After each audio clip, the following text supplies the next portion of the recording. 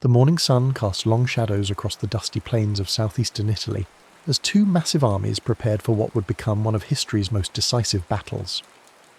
The year was 216 BCE, and the Second Punic War had already raged for 2 brutal years, transforming the Western Mediterranean into a theatre of unprecedented destruction and ambition.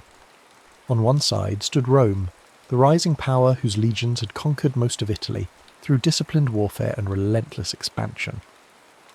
On the other stood Carthage, the ancient maritime empire whose very existence now hung in the balance, represented by a polyglot army led by one of history's most brilliant military minds. The conflict had begun 2 years earlier when Hannibal Barca, the young Carthaginian general, had done the unthinkable. Rather than accept Rome's growing dominance or fight a conventional naval war in the Mediterranean, he had chosen to strike at the heart of Roman power by launching an audacious overland invasion of Italy itself.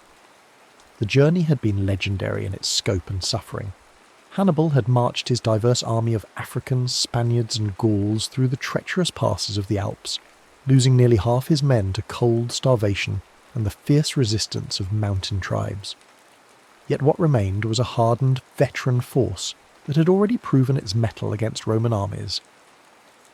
The shock of Hannibal's appearance in northern Italy had reverberated through Rome like an earthquake. For centuries the Romans had fought their wars on foreign soil, pushing their boundaries ever outward while their homeland remained secure behind the natural barriers of sea and mountain. Now, suddenly enemy forces were ravaging the fertile plains of the Po Valley, and Roman citizens were fleeing their farms as Carthaginian cavalry thundered across fields their families had tilled for generations. The first encounters had gone disastrously for Rome. At the Trebia River in 218 BCE, Hannibal had demonstrated his tactical genius by drawing a Roman army into a carefully prepared ambush. Using the bitter December cold and his superior knowledge of the terrain, he had positioned troops in hidden positions along the riverbank. When the Roman legions crossed the icy waters to engage what they believed was Hannibal's main force, they found themselves attacked from all sides by fresh troops who had been concealed through the night. The slaughter had been comprehensive, with thousands of Roman soldiers cut down in the freezing mud or drowned in the swollen river. The following year brought an even more stunning defeat at Lake Trasimene. Here, Hannibal had perfected the art of the ambush on a massive scale. He had positioned his army in the hills overlooking the narrow pass between the lake and the mountains, then waited for the pursuing Roman army to march into what was essentially a killing ground. As morning mist rose from the lake, obscuring visibility, the Carthaginians had fallen upon the Roman column from 3 sides simultaneously.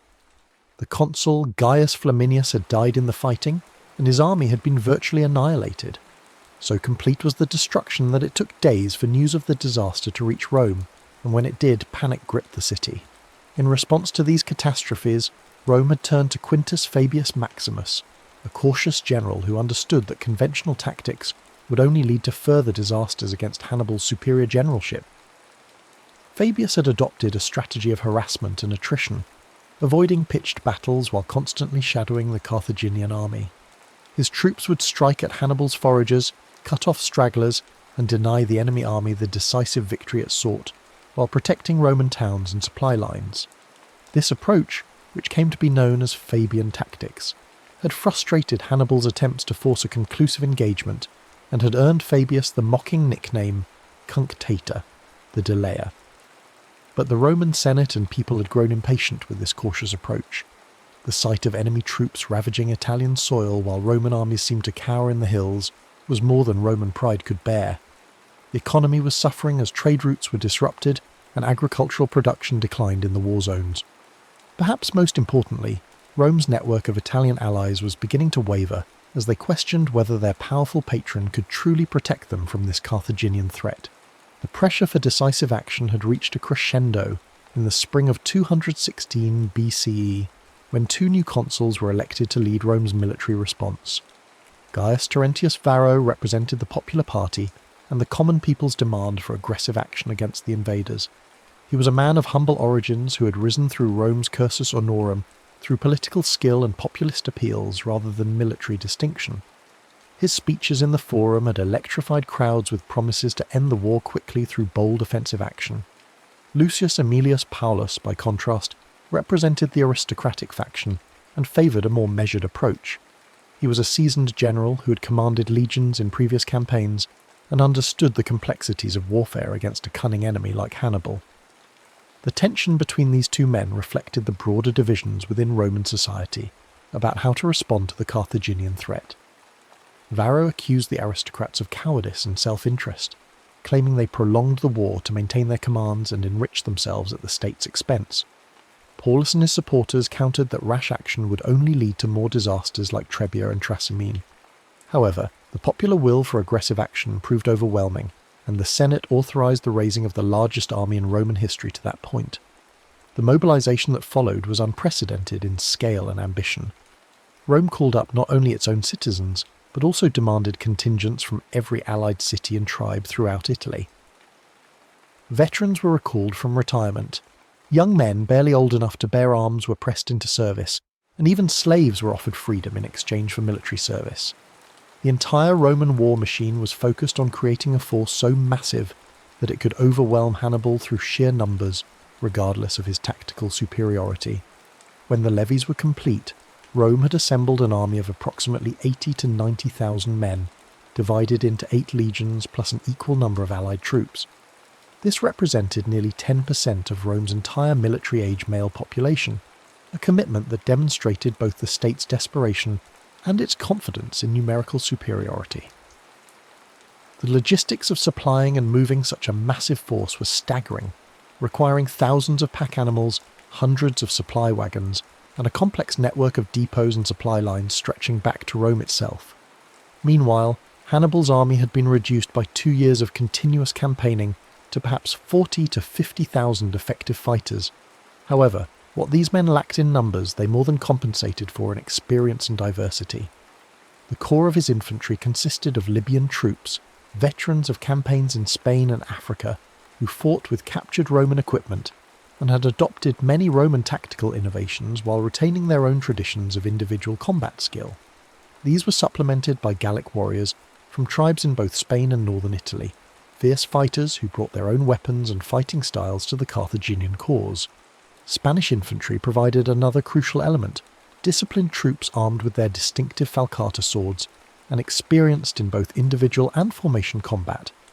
But perhaps Hannibal's greatest advantage lay in his cavalry, which was both more numerous and far superior in quality to anything the Romans could field. Numidian light cavalry from North Africa were legendary throughout the Mediterranean for their skill as horse archers and their ability to harass enemy formations while remaining virtually uncatchable in open terrain. These riders, who fought without saddles or bridles and controlled their mounts through knee pressure alone, could appear suddenly from clouds of dust, rain javelins and arrows on enemy formations, and disappear again before retaliation was possible. Heavy cavalry from Spain and Gaul provided the shock troops necessary for decisive charges, while their superior numbers meant that Hannibal could use mounted forces not just for reconnaissance and harassment, but as a genuine tactical arm capable of deciding battles.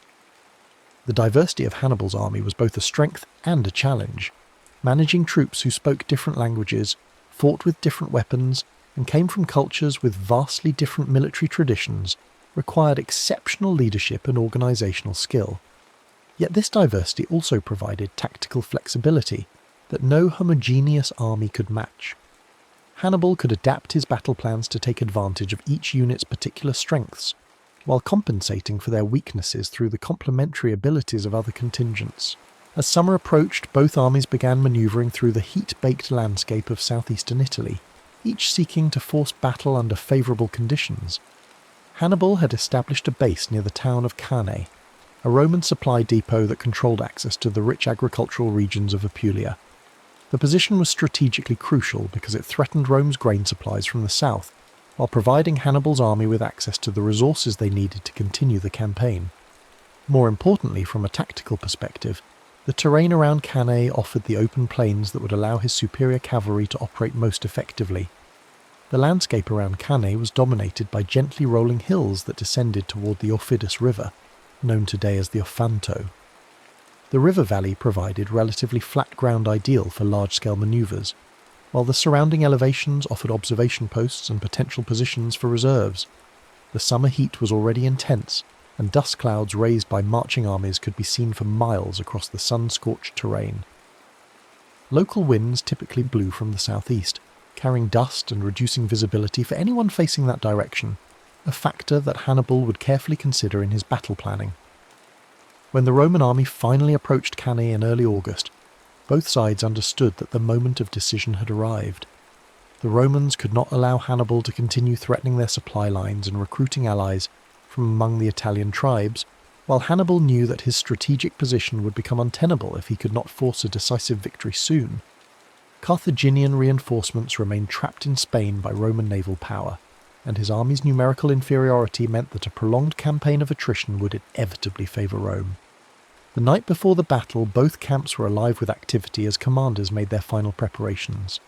In the Roman camp, Varro and Paulus held council with their subordinate officers, reviewing battle plans and attempting to coordinate the movements of their massive army. The size of their force created both opportunities and challenges. While their numbers were overwhelming, the complexity of managing so many troops in battle had never been attempted before. Roman military doctrine emphasized the disciplined advance of heavy infantry in close formation, an approach that had proven successful against most enemies, but had already failed disastrously against Hannibal's more flexible tactics. Across the plain, Hannibal was putting the finishing touches on one of history's most audacious battle plans. Rather than simply arranging his troops in the strongest possible defensive formation, he was preparing to deliberately weaken his centre while strengthening his flanks, creating a formation that would appear vulnerable to Roman attack, while actually serving as bait for an elaborate trap. The plan required precise timing, exceptional discipline from his troops, and the kind of battlefield control that few generals in history have ever achieved. As dawn broke on August 2nd, 216 BCE, both armies began their deployment across the dusty plains. The morning sun climbed higher in a cloudless sky, promising another day of punishing heat that would test the endurance of heavily armoured men engaged in desperate combat. A hot wind blew from the southeast, stirring up clouds of fine dust that would limit visibility and add to the confusion once battle was joined. Hannibal positioned his army with careful attention to both the terrain and the prevailing wind conditions. His weakest troops, Gallic and Spanish infantry, were placed in the centre of his line, arranged in a convex formation that actually projected toward the enemy. This was contrary to every conventional military practice, as it invited attack against the army's most vulnerable point. However, Hannibal's intention was precisely to encourage such an attack, drawing the Roman legions into what would become a deadly trap. On either side of this weak centre, Hannibal positioned his best infantry, veteran Libyan troops equipped with Roman weapons and armour captured in previous battles. These men were arranged in columns rather than extended lines, hidden behind the forward units, and ready to wheel inward once the Romans had committed to their attack on the centre. On the extreme flanks, Hannibal deployed his cavalry forces, with Numidian light horse on the right wing and heavy cavalry commanded by his brother Hasdrubal on the left. The Roman deployment followed more conventional patterns, reflecting both their military traditions and their confidence in superior numbers. The massive infantry force was arranged in the traditional manipular system, with Hastati in front, Principes in the middle ranks, and Triarii veterans forming the rear line. However, the unprecedented size of the army meant that the usual spacing between maniples had to be reduced, creating a more dense and less flexible formation than normal. This compression would prove crucial as the battle developed, as it reduced the Romans' ability to respond to changing tactical situations. Roman cavalry was divided between the flanks, with citizen cavalry under Paulus positioned on the right wing and allied horse under Varro on the left. Both forces were significantly outnumbered by their Carthaginian counterparts, and neither was equipped or trained for the kind of decisive cavalry action that Hannibal planned to employ. Roman military doctrine treated cavalry primarily as a supporting arm for scouting and pursuit, rather than as a battle-winning force in its own right. When the battle commenced, the initial exchanges followed patterns that were familiar from previous engagements. Roman cavalry on both flanks moved forward to engage their Carthaginian counterparts, while the massive infantry formations began their methodical advance toward Hannibal's apparently vulnerable centre. The dust raised by thousands of marching feet and galloping horses began to fill the air, reducing visibility and adding to the confusion that always accompanies large-scale combat. On the Roman right flank, Paulus led his cavalry in a desperate charge against Hasdrubal's heavy horse. but the encounter was brief and decisive.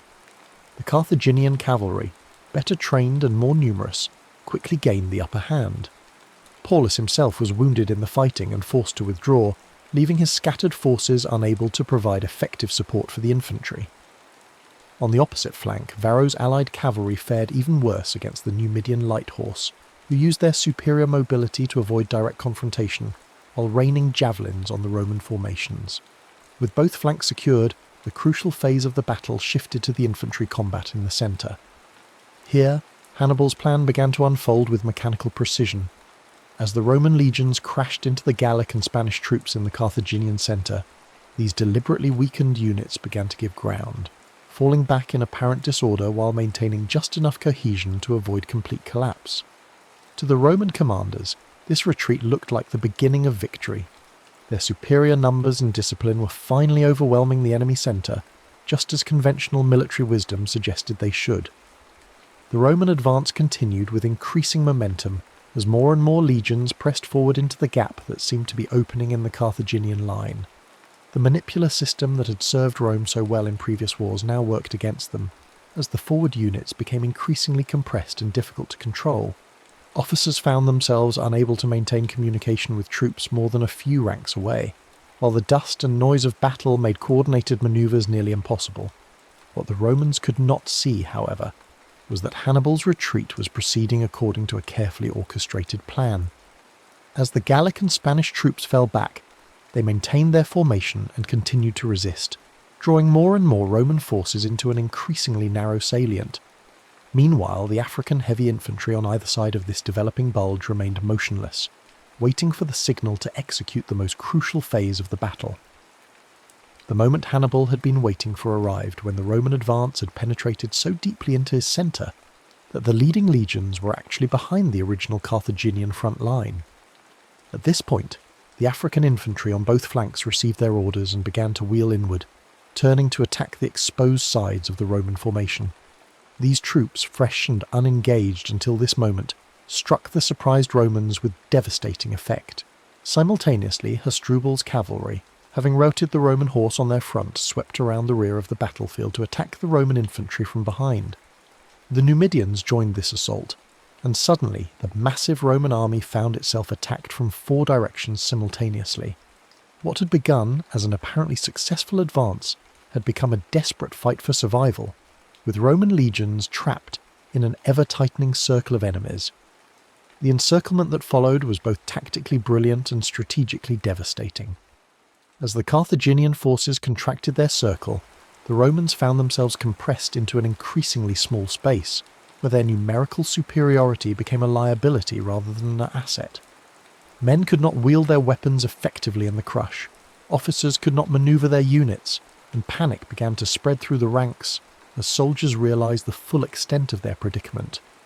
The slaughter that followed was methodical and comprehensive.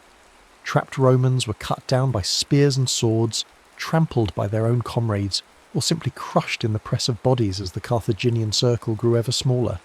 Some attempts were made to break out of the encirclement, but these were quickly suppressed by fresh Carthaginian troops who had been held in reserve for exactly this purpose. The superior training and equipment that had made Roman legions so effective in open battle became meaningless in the confused melee that the battle had become. Paulus, the consul who had favoured caution, died fighting in the ranks alongside his men, refusing offers of escape and choosing to share the fate of the soldiers he had led into disaster. His colleague Varro managed to escape with a small body of cavalry, but the vast majority of the Roman army was either killed or captured. The casualties were staggering even by the brutal standards of ancient warfare. Estimates suggest that between 50 and 70,000 Romans died on the field of Cannae, making it one of the bloodiest single days in military history. Among the dead were not just common soldiers, but much of Rome's military and political leadership. 80 senators perished in the battle, along with numerous other magistrates, officers, and members of prominent families. The cream of Roman society had been wiped out in a single afternoon, leaving the state facing not just military defeat, but a crisis of leadership that threatened its very survival.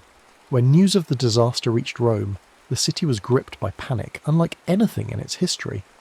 Citizens fled to their homes, shops closed, and rumours spread that Hannibal was already marching on the city. The Senate met in emergency session to coordinate what seemed like preparations for a siege, while magistrates struggled to maintain order among a population that had suddenly realised their apparent invincibility was an illusion. Yet perhaps the most remarkable aspect of the aftermath was Hannibal's decision not to march immediately on Rome itself.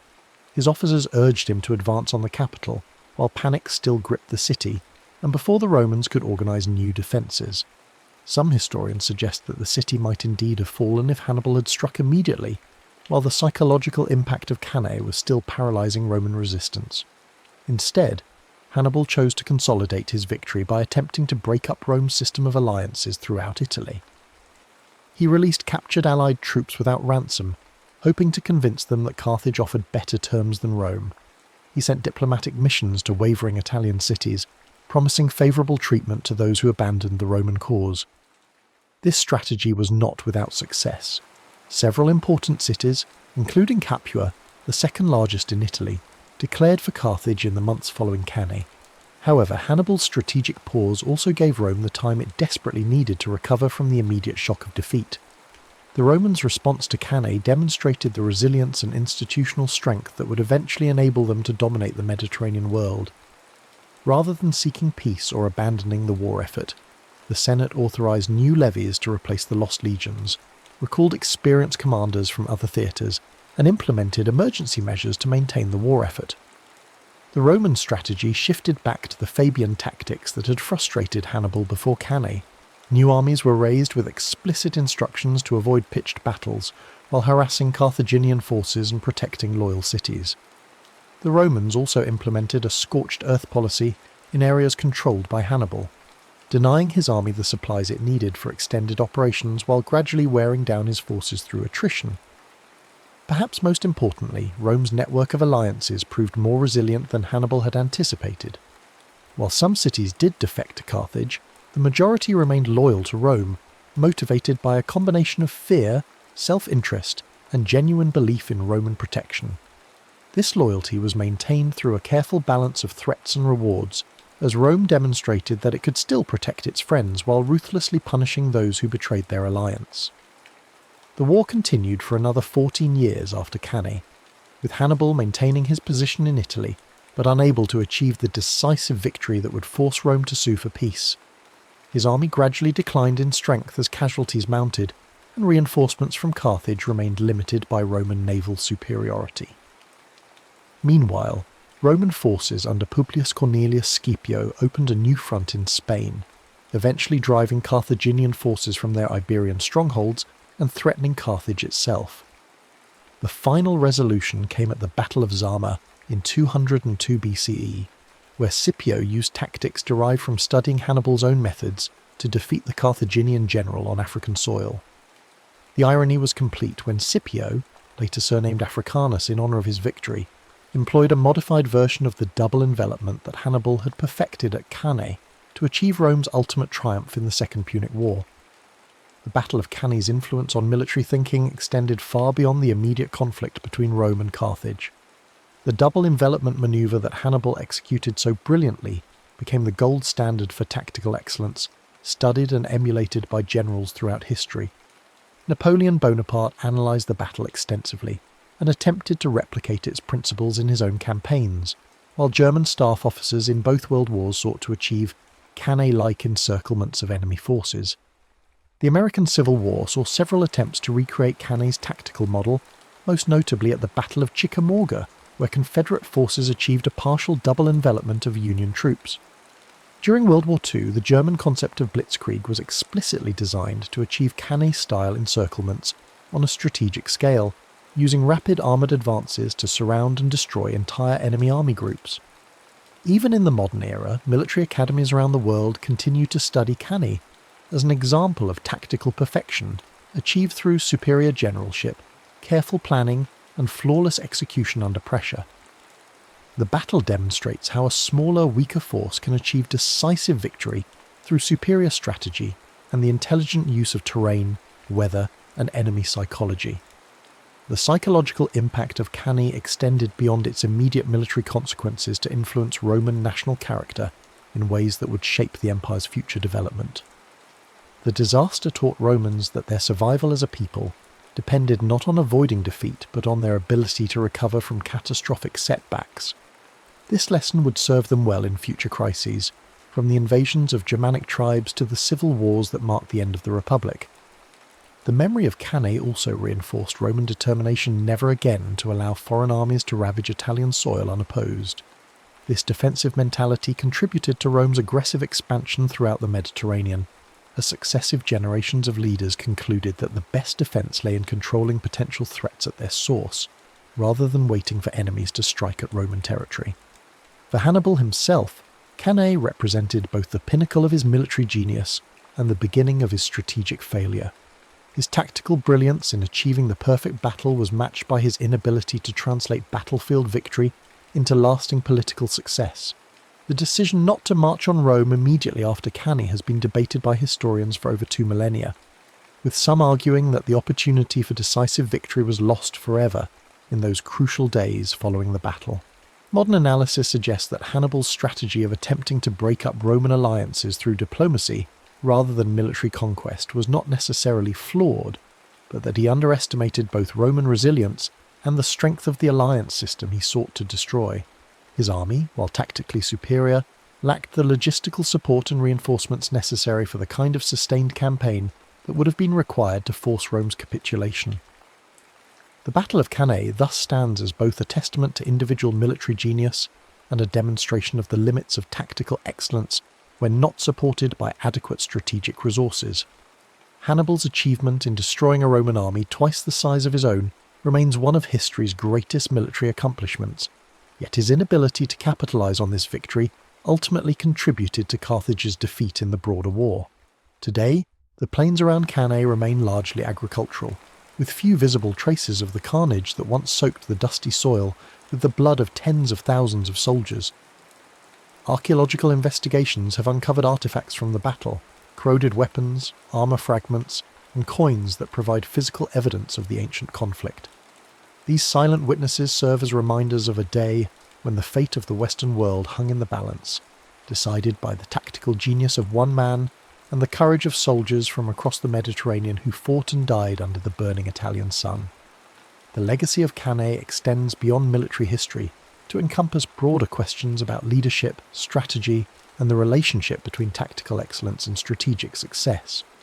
It reminds us that individual brilliance, while crucial, must be supported by adequate resources and long-term planning to achieve lasting results. Most importantly, it demonstrates how a single day's fighting can echo through millennia, influencing military thinking and shaping the course of civilizations long after the dust of battle has settled and the warriors have returned to Earth. The immediate weeks following Cannae reveal the true character of both civilizations involved in this titanic struggle. While Hannibal celebrated his victory and attempted to capitalize on Roman panic, the response from Rome itself demonstrated the institutional resilience that would ultimately prove decisive in the broader conflict. The Senate, despite losing 80 of its members in the battle, continued to function and make crucial decisions about the war effort. Emergency magistrates were appointed to replace fallen leaders, new levies were authorized despite the catastrophic losses, and diplomatic missions were dispatched to ensure the loyalty of wavering allies. The Roman people's reaction to the disaster was perhaps even more remarkable than their government's response. Rather than demanding peace negotiations or calling for the recall of armies from other theatres, the citizenry demonstrated a grim determination to continue the struggle regardless of cost. Families who had lost sons, fathers and brothers at Cannae volunteered remaining male relatives for military service. Wealthy Romans contributed their personal fortunes to fund new legions, while poorer citizens offered their labour for fortification work and military production. This collective response was rooted in Roman cultural values that elevated duty to the state above individual survival or comfort. The concept of virtues, which encompassed courage, excellence, and moral strength, had been tested at Cannae and found to endure even in the face of unprecedented catastrophe. Romans understood that their civilization faced an existential threat, and they were prepared to sacrifice everything to ensure its survival. Hannibal, observing this Roman response from his camp in southern Italy, must have realized that his victory at Cannae, devastating as it was, had not achieved its primary strategic objective of forcing Rome to seek terms. Instead of breaking Roman will to resist, The battle seemed to have hardened their determination to continue the war until Carthage was completely defeated. The psychological warfare that had been so effective in previous campaigns was proving insufficient against an enemy whose cultural identity was built around the refusal to accept defeat. The diplomatic offensive that Hannibal launched in the aftermath of Cannae met with mixed results that highlighted the complex nature of Roman power in Italy. While some cities did abandon the Roman alliance, particularly in southern Italy where Carthaginian military presence offered immediate protection, the vast majority remained loyal despite the obvious military risks. This loyalty was based not merely on fear of Roman retaliation, but on genuine calculation of long-term interests and cultural affinity. Rome's alliance system differed fundamentally from the tributary relationships that characterized most ancient empires. Rather than simply extracting wealth and manpower from subject peoples, Rome offered a path to citizenship and full participation in Roman civilization. Italian allies understood that Roman defeat would not necessarily improve their situation, while Roman victory offered the possibility of advancement within an expanding imperial system. The defection of Capua, however, represented a significant strategic blow that demonstrated both the opportunities and limitations of Hannibal's diplomatic approach. As the second largest city in Italy and the centre of a rich agricultural region, Capua's adherence to the Carthaginian cause provided Hannibal with crucial logistical support and a prestigious symbol of Roman weakness.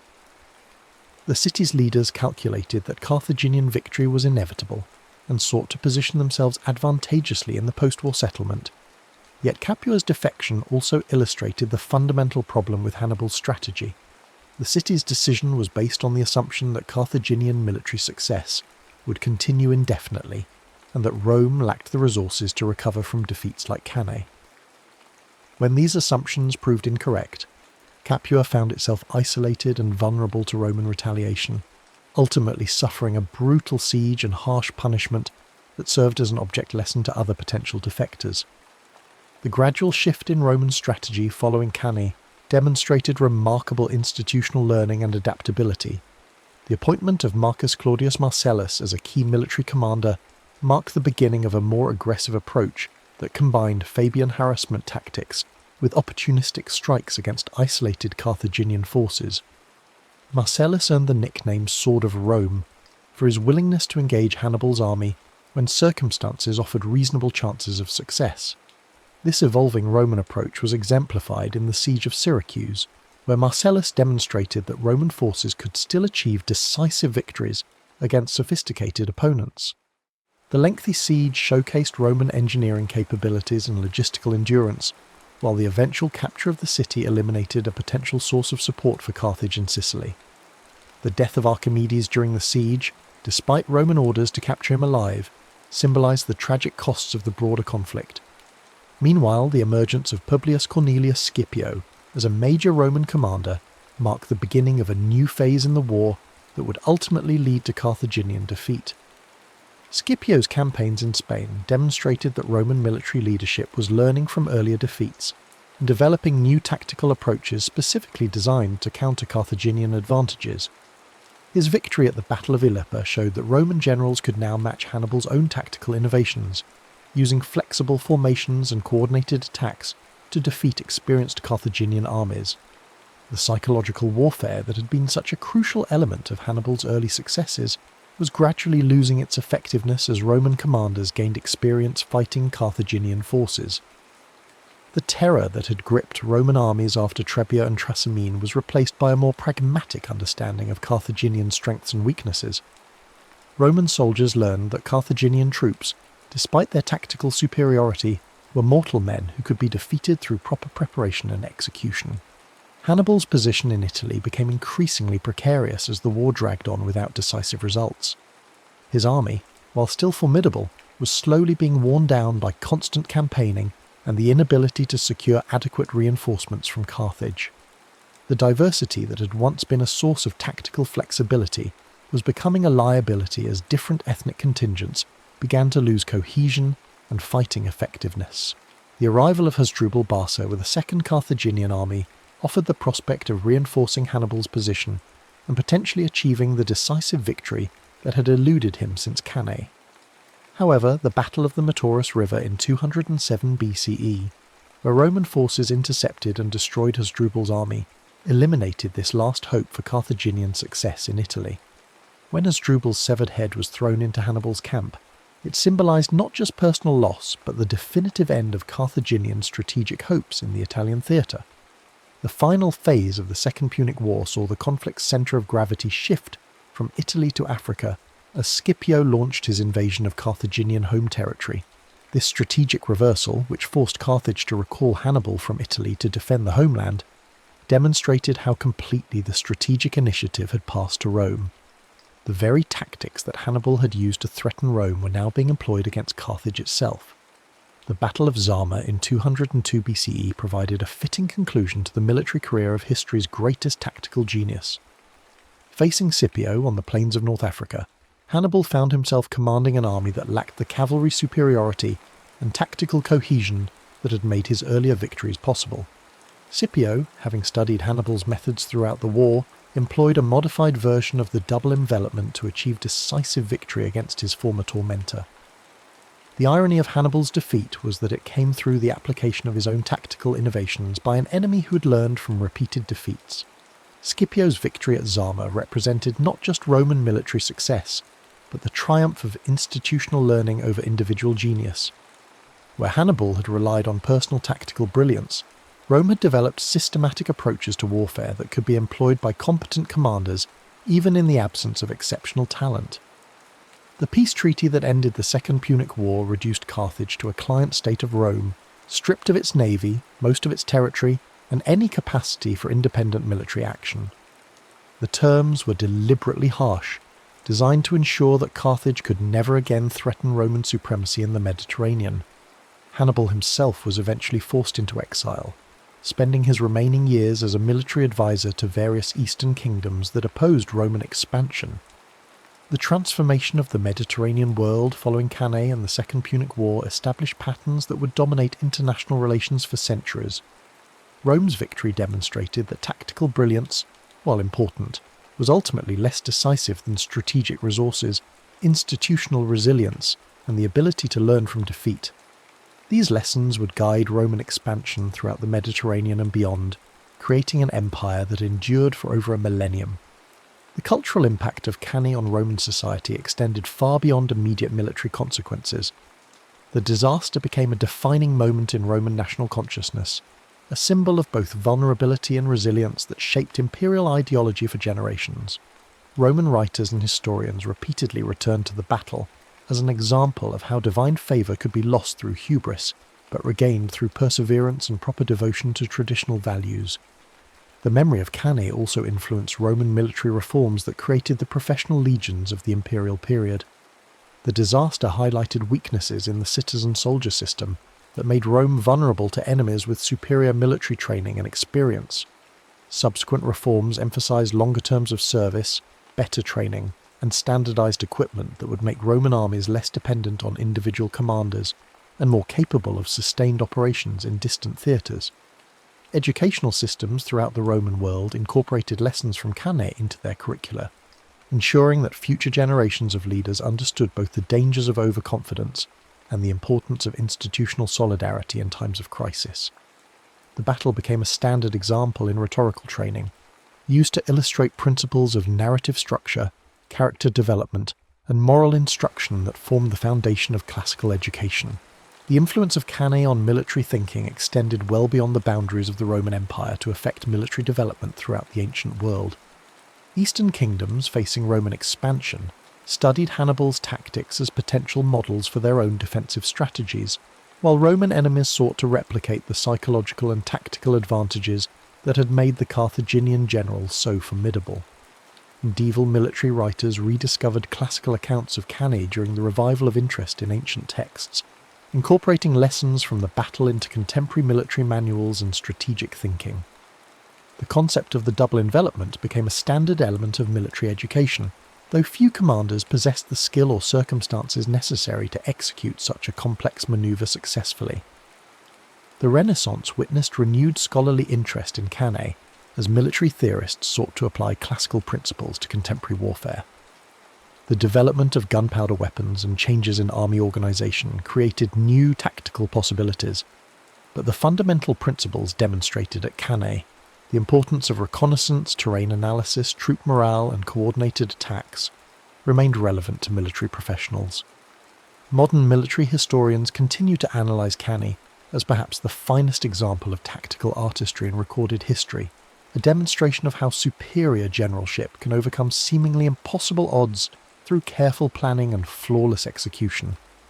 The battle serves as a case study in multiple military disciplines, from logistics and intelligence to leadership and battlefield psychology. Contemporary military academies around the world include Cannae in their core curricula as an example of tactical perfection that remains relevant despite changes in weapons technology and organisational structure. The principles that Hannibal employed — deception, concentration of force at decisive points, exploitation of enemy weaknesses and maintenance of tactical flexibility — continue to guide military planning in the modern era. The enduring fascination with Cannae reflects broader human interest in stories of David versus Goliath, where intelligence and determination overcome brute force and superior resources. Hannibal's achievement resonates across cultures and centuries because it demonstrates the power of individual excellence to change the course of history, even when ultimate victory remains beyond reach. Yet the complete story of Cannae also serves as a reminder that tactical brilliance alone is insufficient to achieve lasting political objectives. Hannibal's masterpiece on the battlefield could not compensate for Carthage's strategic weaknesses or overcome Rome's institutional advantages. The battle thus illustrates both the potential and the limitations of military genius in shaping historical outcomes. The dusty plains of Cannae continue to attract visitors from around the world, drawn by the site's historical significance and the enduring questions it raises about leadership, strategy, and the nature of victory itself. Standing on the ground where one of history's greatest battles was fought, modern observers can appreciate both the scale of Hannibal's achievement and the broader historical forces that ultimately determined the conflict's outcome. The silence of the ancient battlefield speaks eloquently of human ambition, sacrifice, and the eternal struggle between individual brilliance and collective endurance that defines the human experience across all ages and civilizations.